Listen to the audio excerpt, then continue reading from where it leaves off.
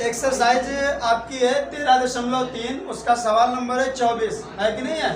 और वही सवाल पूछा आपने। सवाल कुछ इस प्रकार है, व्यास 5 mm मतलब व्यास 5 मिलीमीटर वाले एक बेलनाकार पाइप के माध्यम से 10 मीटर प्रति मिनट की दर से पानी बह रहा है।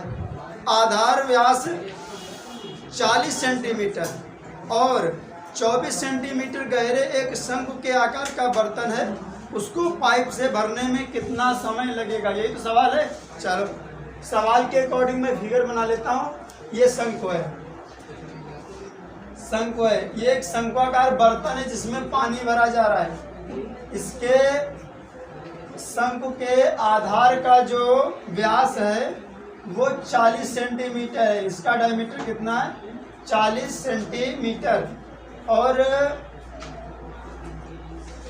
हाँ, गहरा कितना है ये, अर्थात उस शंकु की ऊंचाई कितनी है? 24 सेंटीमीटर। 24 सेंटीमीटर। कहता है इसे क्या करता है, 5 mm का एक बेलनाकार पाइप है। एक बेलनाकार पाइप है, 5 mm का है। ये बेलनाकार पाइप है, इसका जो व्यास कितना है? 5 mm मतलब 5 मिलीमीटर। फिर क्या कह रहा है, इसमें जो पानी बह रहा है, इस पाइप से पानी आ रहा है और किसमें जा रहा है? उस शंकुआकार बर्तन में गिर रहा है। शंकुआकार बर्तन में इस प्रकार से ऐसे गिर रहा है। इसका डायमीटर मैं यहाँ लिख देता हूँ, डायमीटर बराबर 40 सेंटीमीटर। और इसमें जो पानी बह रहा है उसका जो वेग कितना है, वो कितनी स्पीड से बह रहा है? 10 मीटर प्रति मिनट। 10 मीटर प्रति मिनट। इसमें बहने वाले पानी का वेग कितना है? 10 मीटर प्रति मिनट। मीटर प्रति मिनट। चलिए देखो, अगर ये 5 mm लिखा है और यहाँ सेंटीमीटर लिखा है, यहाँ सेंटीमीटर है, तो इसकी दोनों की यूनिट पहले बराबर कर लो। तो 5 mm को आप पहले रेडियस में बदलो। इसका ये डायमीटर 5 mm है, तो इसका रेडियस हो जाएगा 2.5 mm। अब 2.5 mm को सेंटीमीटर में बदलेंगे तो kilo hecto decagram deci centi milli, मतलब 10 से अगर हम इसको भाग कर दें तो वो सेंटीमीटर में बदल जाएगा। मैंने क्या किया, इसको 10 से भाग कर दिया। अब ये वैल्यू सेंटीमीटर है तो कितना आएगा? दशमलव खिसक के यहाँ हो जाएगा 0.25 सेंटीमीटर आ गया। ठीक है। पानी के वेग से हम अभी इसकी ऊंचाई पता कर लेंगे। बेलनाकार पाइप की ऊंचाई अर्थात ये लंबाई, लंबाई अर्थात ऊंचाई, और ऊंचाई भी पता कर लेंगे। लेकिन इससे पहले मैं यहाँ डायमीटर को आधा करके इसकी रेडियस बना लेता हूँ। मैं ये डायमीटर को आधा कर दिया, रेडियस बन गया, ऊंचाई हो गई। इसको h1 मान लेते हैं, इसको h2 मान लेते हैं। ठीक है। और इस पाइप के द्वारा, ठीक है, कितने मिनट में ये भर जाएगा, अभी टाइम बताऊंगा कितने मिनट में भर जाएगा। लेकिन इससे पहले मैं वो निकाल लेता हूँ। मैं मान लेता हूँ, मान लिया, माना शंकुआकार पात्र T समय में भर जाएगा। T समय में भर जाएगा, ऐसा मैंने मान लिया। अगर वो T समय में भर जाता है तो मैं h ज्ञात कर लेता हूँ। दूरी बराबर चाल गुणे समय, चाल गुणे समय। और भैया 40 का कितना स्पीड ये लिखा हुआ है 10 मीटर। याद रखिए ये मीटर प्रति मिनट है। अब ऐसा कर दो, इसको मीटर प्रति सेकेंड में बदलो। बदलो यहाँ पे बदलो मीटर प्रति सेकेंड में। 10 वेग लिखा हुआ है, आ रहा है इधर। ठीक है। 10 मीटर, मीटर तो मीटर ही है। कहता है प्रति मिनट, 1 मिनट में 10 मीटर। 1 मिनट में सेकेंड कितने हो गए? 60। 60 से जब इसको भाग करोगे तो आपका आ जाएगा मीटर प्रति सेकेंड। अब हो गया सेकेंड, ही नहीं हो गया, अब हो गया सेकेंड। तो कितना हो गया? 1/6 मीटर पर सेकेंड। ठीक है, 1/6। 60 से भाग कर दे, क्योंकि 1 मिनट यहाँ लिखा हुआ था प्रति मिनट, और मिनट को 60 सेकेंड लिख दिया। अब तो हो गया ना मीटर प्रति सेकेंड, ऊपर तो मीटर रहा, नीचे सेकेंड हो गया। बस क्या करना है, अब यहाँ से ऐसा करिए, v बराबर लिखिए, v बराबर ऐसे कर, v बराबर 1/6 मीटर पर मिनट को सेकेंड में हो गया। ये वैल्यू यहाँ नोट कर लो ऐसे। अब यही वैल्यू उठा के रखना है, यहाँ पे लिखो दूरी बराबर, मतलब h बराबर इसके पाइप की दूरी, पाइप में बहने वाले पानी की लंबाई वही ऊंचाई, ठीक है। पात्र बन जाएगा एक बेलनाकार पात्र, और ये है पाइप, ये पाइप है, और ये पात्र है, पात्र जिसमें पानी भरा हुआ है। चलिए चाल कितनी है, 1/6 है। समय कितना है, t मालूम नहीं है, बस इसको यही नोट रखो। इसको मानते थे h1 और ये दिया है h2।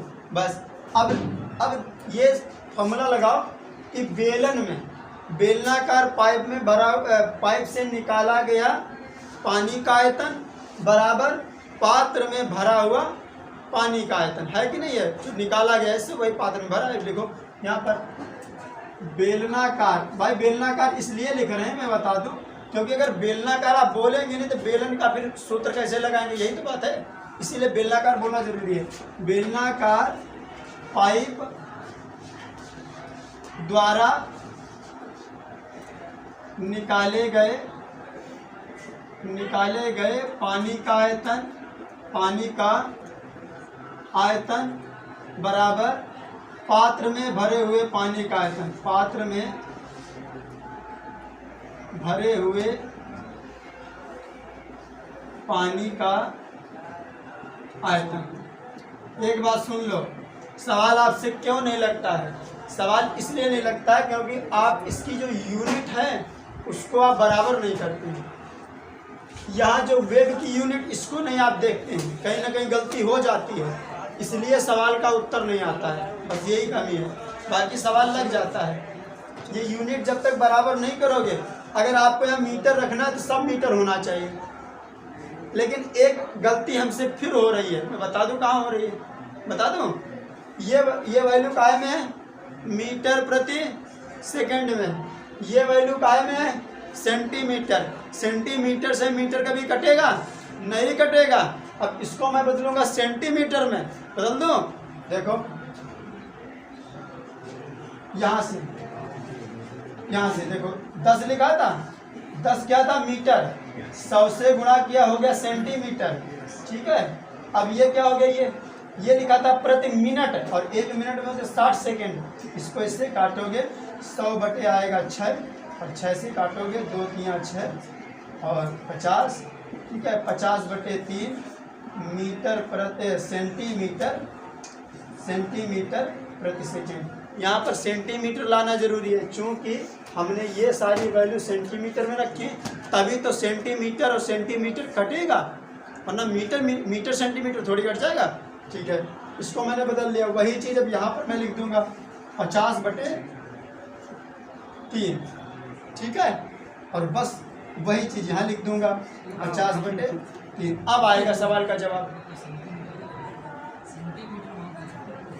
हाँ सेंटीमीटर, ये चलिए ये सेंटीमीटर हो गया, और तो सब कहीं ठीक है, बस अब रख लो।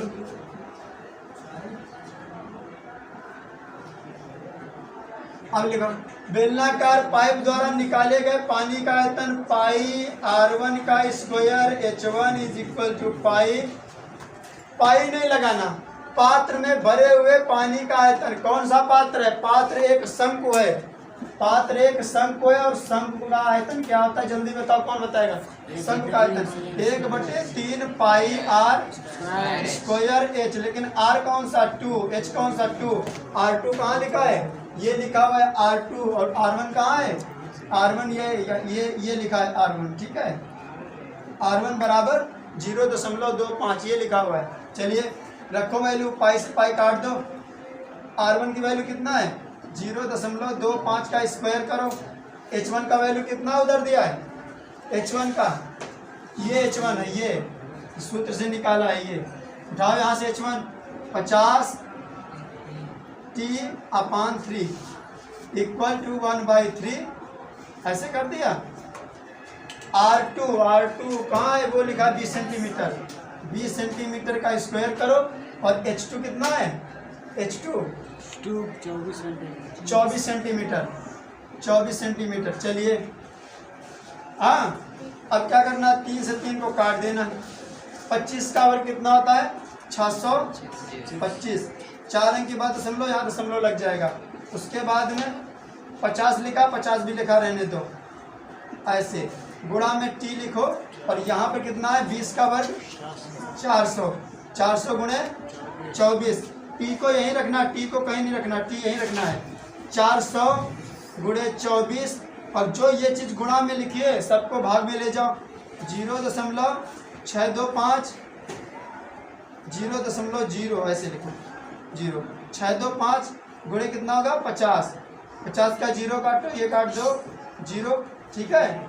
कन्वर्ट 40, ठीक है, 8 बार है ना। 0 से 0 कन्वर्ट 40 हो जाएगा। अब यहाँ से 8 और 24 की गुणा करो और 0.0625 से भाग करो। देखो कितना आता है, जल्दी करो, करके देखो। देखो मैं यहाँ से करता हूँ। 24 गुणे 8, अब 1 लिखो ऊपर। जितने अंक के बाद दशमलव लगा था, 1 2 3 4, 4 अंक के बाद दशमलव लगा था, 4 जीरो बढ़ाओ। 4 जीरो बढ़ाने के बाद यहाँ लिखो 625, दशमलव को हटा दो, ठीक है, हटा दिया। 25 की गुणा 25 से करोगे तब 625 आता है और 25 से चक्कू 100, 400, ठीक है। 25 को फिर से काटो, कितना आएगा, 25 अठे 200 है ना। तो 25 का 16 गुना कितना होगा, 400 है कि नहीं। 25 का 8 गुना 200 होता है, तो 25 का 16 गुना 400। 16 आया और 16 और 8 और 24 की गुणा कर दो, उत्तर आ जाएगा। चलो T टाइम बराबर 24 और 16 अट्ठे 128 है ना। और 128 24 की गुणा करोगे, टाइम काहे में आएगा, सेकंड में। और समय अगर उत्तर में घंटे में दिया, मिनट में कन्वर्ट कर लेना। ये जो वैल्यू आएगी उत्तर काहे में आएगा, सेकंड में। और सेकंड को मिनट और उसमें घंटे में कन्वर्ट कर लेना, ठीक है, 60 से भाग करके। चलो जल्दी बताओ, गुणा करके कितना आएगा, करिए।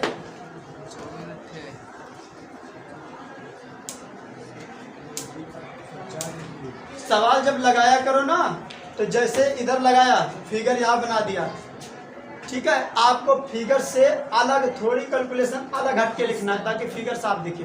कितना आता है, 3072, 30 कितना आता है उत्तर में,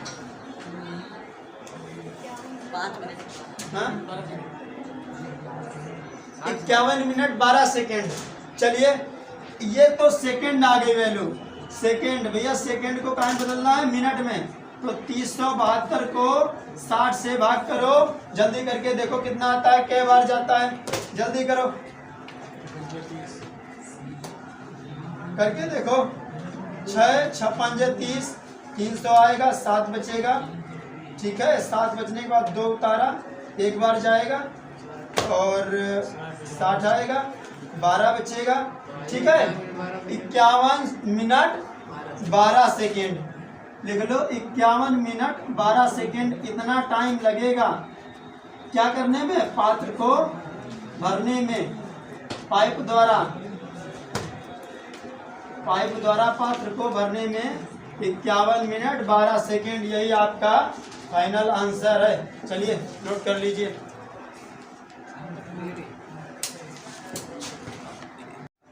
इसी एक्सरसाइज का आपका अगला सवाल है, क्वेश्चन नंबर 25। सवाल कुछ इस प्रकार है, विमाओं 22 मीटर गुणे 20 मीटर वाली छत कैसी है।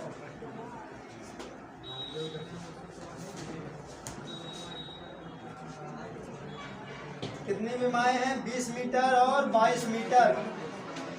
20 मीटर और 22 मीटर, ये है 20 मीटर और ये है 22 मीटर। कहता है छत से वर्षा का पानी एक बेलनाकार बर्तन में, ये छत है, छत का ये पाइप है, पनारा और इससे पानी गिर रहा है, नहीं गिर रहा है, पानी गिर रहा है ना, और कौन से एक बेलनाकार बर्तन में भरा जा रहा है, ऐसे इस प्रकार से भरा जा रहा है पानी। फिर क्या कहता है, जिसका आधार का व्यास, इसके आधार का व्यास कितना है, 2 मीटर है, और क्या है, ऊंचाई 3.5 मीटर है, ऊंचाई 3.5 मीटर है, 3.5, ठीक है।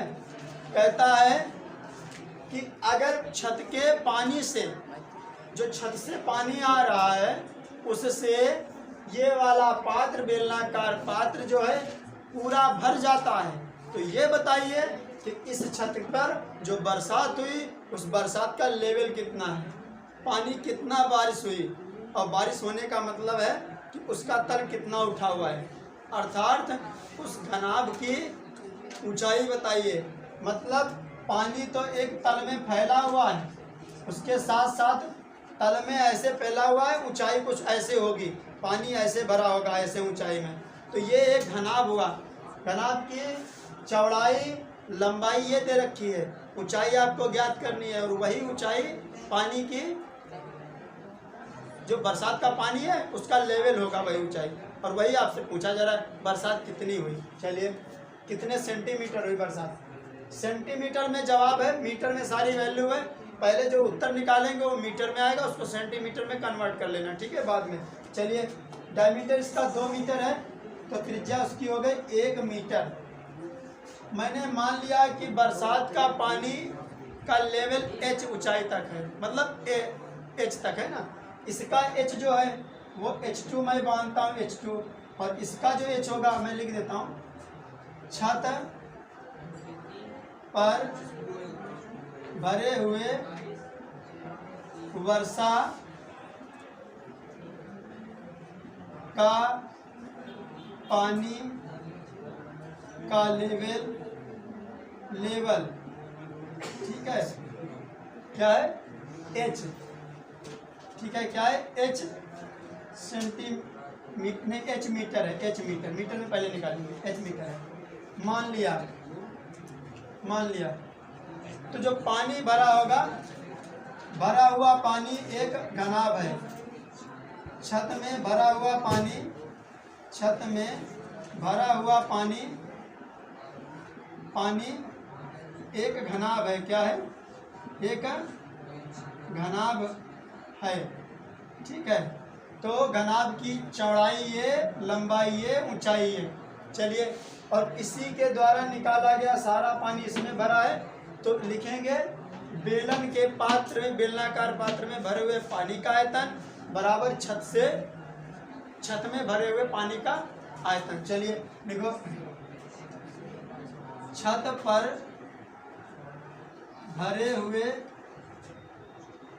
छत पर वर्षा का भरा हुआ पानी का आयतन,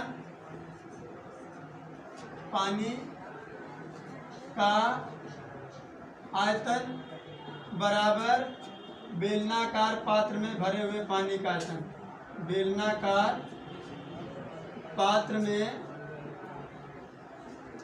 भरे हुए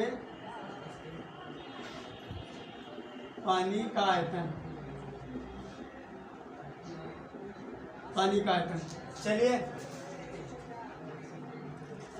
भैया, छत एक घनाभ, छत में भरा हुआ पानी एक घनाभ है नहीं है, घनाभ की लंबाई गुणे चौड़ाई गुणे ऊंचाई, आयतन हो गया पानी का आयतन। उधर क्या है, बेलनाकार पात्र, बेलन का आयतन पाई आर स्क्वायर h, लेकिन आर कौन सी, आर तो आर ही है, दो तो आर है नहीं, तो आर बना R2 मानेंगे, आर ही है। ऊंचाई कितना है, ऊंचाई h2 ऊंचाई, क्योंकि अगर यहाँ h1 माने हैं तो वहाँ h2 मानना पड़ेगा, ये तो दोनों सेम रखेंगे तो समझ नहीं पाओगे। चलिए अब रखो, L कितना है 22, चौड़ाई कितना है 20, ऊंचाई कितना है मालूम नहीं, h1 मालूम नहीं, ठीक है, बराबर पाई का मान 22/7, 22/7। R2 की वैल्यू, R का 1 मीटर इसका कर दो स्क्वायर, H2 कितना है 3.5। चलिए 22 से 22 कैंसिल आउट हो गया, यहाँ कितना बचा H1। अब क्या करोगे, ऐसे लिखो, यहाँ पर क्या है 20, 7 की गुणा इससे करो गुणे 7, और ये वाला गुणे H बराबर 1 का स्क्वायर 1 गुणे 3.5। H कितना लिखोगे, H1 बराबर 3.5, ये गुणा की वैल्यू भाग में ले जाओ सारी, 20 गुणे 7। अब क्या 3 दशमलव है, तुम ऐसा करो 0 यहाँ बढ़ाओ, इसको दशमलव हटा दो, 35 दूना 70। H1 बराबर 1/40, 20 गुणे 2 अर्थात 40, 1/40। ये वैल्यू काहे में है, मीटर में है, और आपसे उत्तर पूछ रहा है सेंटीमीटर में, क्योंकि कहता है लेवल, वर्षा का जो लेवल है वो सेंटीमीटर में ज्ञात करिए। तो 1/40 को 100 से गुणा कर देंगे, हो जाएगा सेंटीमीटर, 4 से 4 0 से 0 कट जाएगा, आएगा 10/4, और 2 दूनी 4, 2 पंजे 10, आएगा 5/2, और 5/2 भैया कितना होता है 2.5 सेंटीमीटर। यही आपका उत्तर है। तो पानी का लेवल क्या हो जाएगा 2.5 सेंटीमीटर। क्या भैया यही जवाब आता है? हाँ, चलिए नोट कर लीजिए इसको।